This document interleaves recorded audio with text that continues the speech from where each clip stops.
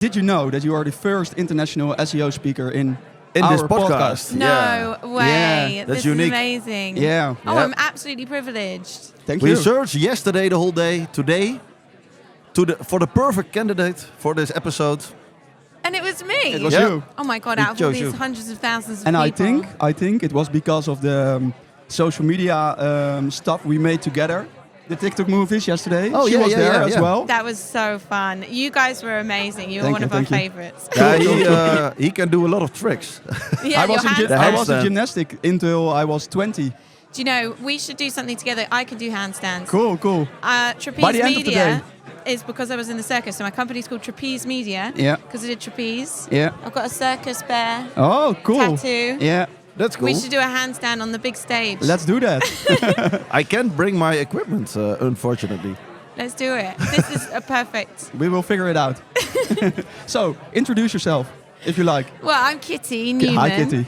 I run a marketing agency called Yeah. Trapeze Media. Yeah. Yeah, I did run away and join the circus Yeah. just over 10 years ago. And then I started up an agency 8 years ago.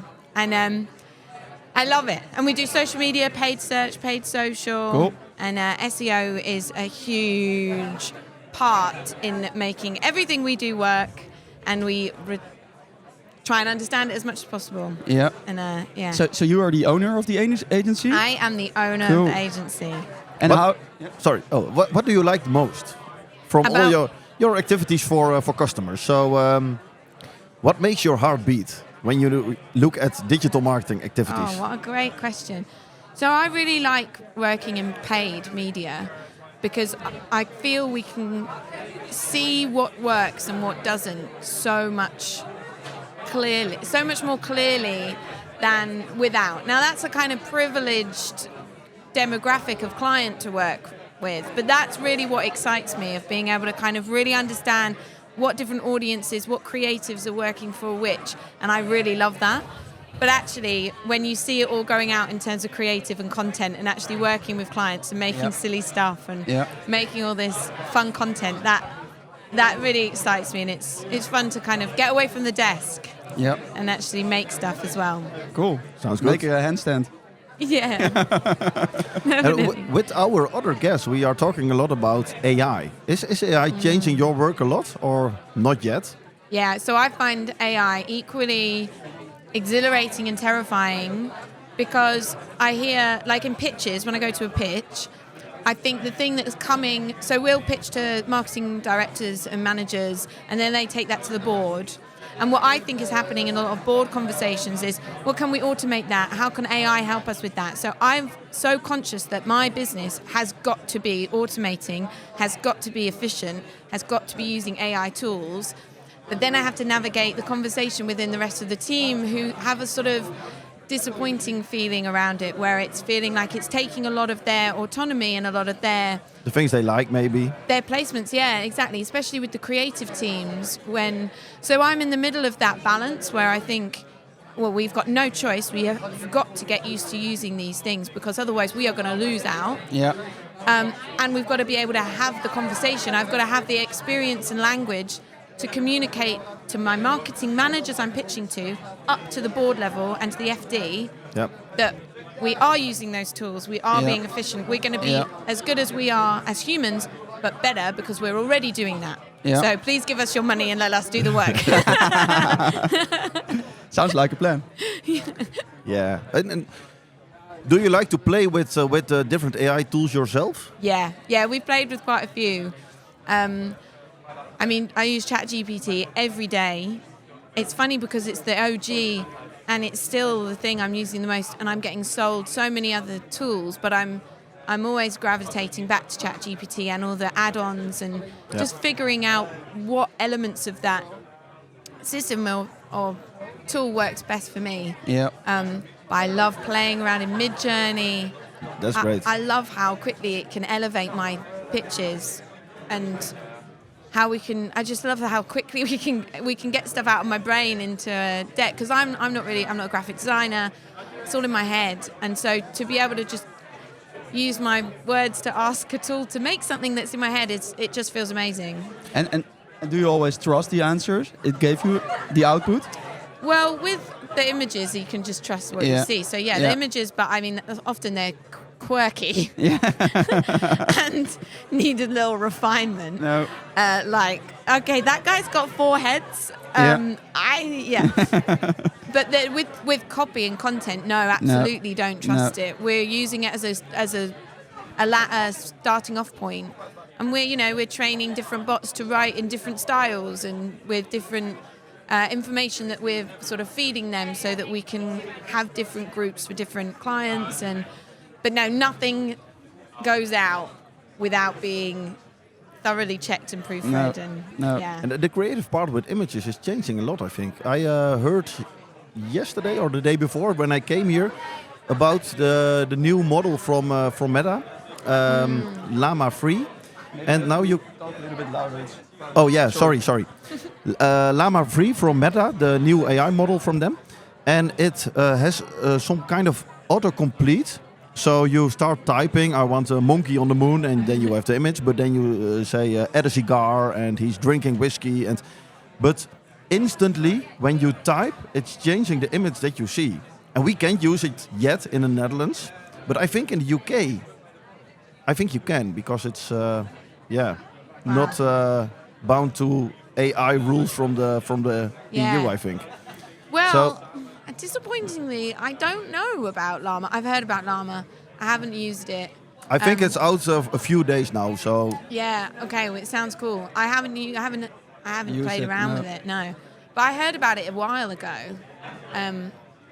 But yeah, maybe I've been here, I feel like, for like a week. I've only been here for a day. But sometimes when you're at these conferences, it feels like you've been in a Brighton SEO hole for like, a week. And now we're all just like best friends. And I don't know anything outside of these 27 walls. So yeah, Meta Llama. Yeah, I'll pick that up when I get back. But there are so many AI tools, and we can't test them all. It's like I used to feel quite anxious when I was younger, when people would say something to me that I haven't heard of and be like, oh God, I should know what that thing is. But now I'm a bit older, like, not that old. Not that old. But I've got a bit more comfort to say, I haven't done anything with Llama. No. But I tell you, I do know it's with 2 L's. So I still needed to prove somehow that I had heard of it. I haven't tested with it as well. I'm not sure if we can in the Netherlands with a VPN maybe, but yeah. Oh yeah, I'm sure you guys could hack in there. I think you got it in you. Yeah. Otherwise, I will still use Canva. You know that too? No. Oh, it's good. Yeah? Yeah. Oh, wait, was it Canva? Of course. The Photoshop for noobs. Oh, Canva's amazing. It is. Canva is amazing. And sometimes there's a bit of an evolution that has to happen within teams for people to take on like new projects. So we've got some creators who are complete Adobe diehards. Yeah. But actually they're like, right, actually Canva's amazing. Saved me so much time. And they're also integrating AI solutions within it. So it's everywhere. It's also a marketing USP nowadays. Yeah. But also AI was always around, wasn't it? Like it was being... true. But it's just the fact that it was ChatGPT and the accessibility of it that sort of, it's almost like a brand. There's been a huge brand awareness for AI coming to my marketing universe, where actually all these things were using AI, but the general populace has become so much more. There's been a click in understanding that's just meant, oh yeah, okay, that uses AI, and we're all kind of getting more to grips with it. Yep. Yeah, ChatGPT changed the world. Yeah. Have you attended some talks here as well, or no time for that? Well, I've been working on the TikTok content. Yeah, the TikTok content. So I actually love coming to Brighton SEO for the talks. And this time I'm like, okay, now I need to weigh up whether I want to do the work or go to the talks, because I haven't seen anything. No. I've been going into the rooms to eye up the speakers, just so that I know what they look like, so I can bring them in to do some silly videos. Yeah. But that's why I came in a bit earlier than we technically need to start, so I can see some talks. So yeah, I think they're fantastic at this show. I do have a question about the TikTok part, because a lot of SEO people are looking into TikTok as well, of course, because it's becoming a search engine. Yeah, a search engine. True. And I think you are creating great content for that. So do you have some tips, some takeaways for because a lot of SEO people don't know TikTok that well. A lot Or of them are YouTube, too old. To Yeah. My number one thing is to just lean into like what you do and who you are. So what we've seen on TikTok, because we've been doing it for years, there was a point where you jump on a trend and that's what you do. You go on the trend and you just But what we're seeing happen is you need to lead with your own voice. You can still sort of go viral overnight. Like one of our team has just got like 3.5 million views from some random, sort of random video, to be honest. Yep. So, okay, it can still happen on TikTok. You can absolutely go viral on that platform, different to anything on Instagram or Facebook. You just can't, it's so tough over there. But at the same time, you've got to lean into what your whole message, brand, point is. It doesn't pay the bills, the viral. It doesn't pay the bills, no. And also you'll lose interest and it won't feel right. It won't feel like what you are doing. Yeah. So have an eye on the numbers, and everyone wants to get that. There's no denying. Everyone wants to go viral, but really like stick to what you're doing and don't be too scared about putting stuff out there if that's what you want to do. I also think you can do this stuff without TikTok. I think you can do it in different ways, but it's definitely a good platform. And I love that you mentioned it being a search engine. We just wrote a blog about TikTok are now rewarding influencers on search terms.